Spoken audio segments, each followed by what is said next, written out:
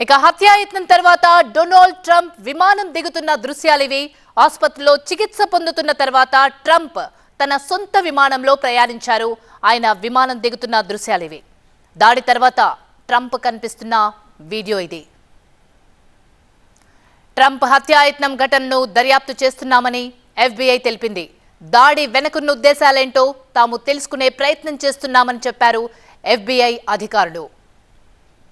ఇక భద్రతా బలగాలకు Donald Trump ధన్యవాదాలు తెలిపారు. దానికి సంబంధించిన ట్వీట్ చూస్తున్నాం. చనిపోయిన వ్యక్తి కుటుంబానికి సంతాపం తెలిపారు ట్రంప్. మన దేశంలో ఇలాంటి ఘటన జరగడం నమ్మశక్యంగా లేదన్నారు ట్రంప్. కాల్పులు జరిపింది ఎవరన్నది తెలియాల్సి ఉంది అన్నారాయన.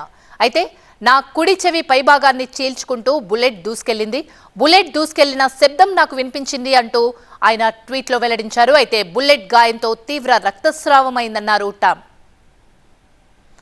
ఇక ట్రంప్ పై దాడికి సంబంధించి మోదీ ట్వీట్ చేశారు. ట్రంప్ పై కాల్పుల ఘటనపై స్పందించారు ప్రధాని మోదీ. నా స్నేహితుడు ట్రంప్ పై కాల్పుల ఘటనను ఖండిస్తున్నా అన్నారు. అయితే రాజకీయాల్లో ప్రజాస్వామ్యంలో హింసకు తావులేదన్నారు ప్రధాని మోదీ. ట్రంప్ త్వరగా కోలుకోవాలని కోరుకుంటున్నట్టు ఆయన కూడా ఎక్స్ వేదికగా వెల్లడించారు. ఇక ట్రంప్ పై దాడిని ఖండించారు బైడెన్. ట్రంప్ క్షేమంగా బయటపడ్డారు అని చెప్పారు. అయితే అమెరికాలో హింసకు చోటు లేదన్నారు బైడెన్. ట్రంప్ త్వరగా కోలుకోవాలని ప్రార్థిస్తున్నానన్నారు. కాల్పుల ఘటనపై సెక్యూరిటీ ఏజెన్సీల నుంచి వివరాలు అడిగి తెలుసుకున్నారు బైడెన్.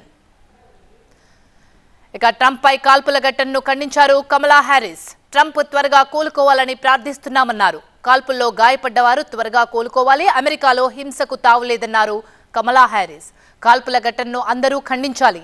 మరింత హింసకు దారి తీయకుండా మనం కృషి చేయాలని అమెరికా ఉపాధ్యక్షురాలు కమలా హ్యారిస్ ట్వీట్ చేశారు.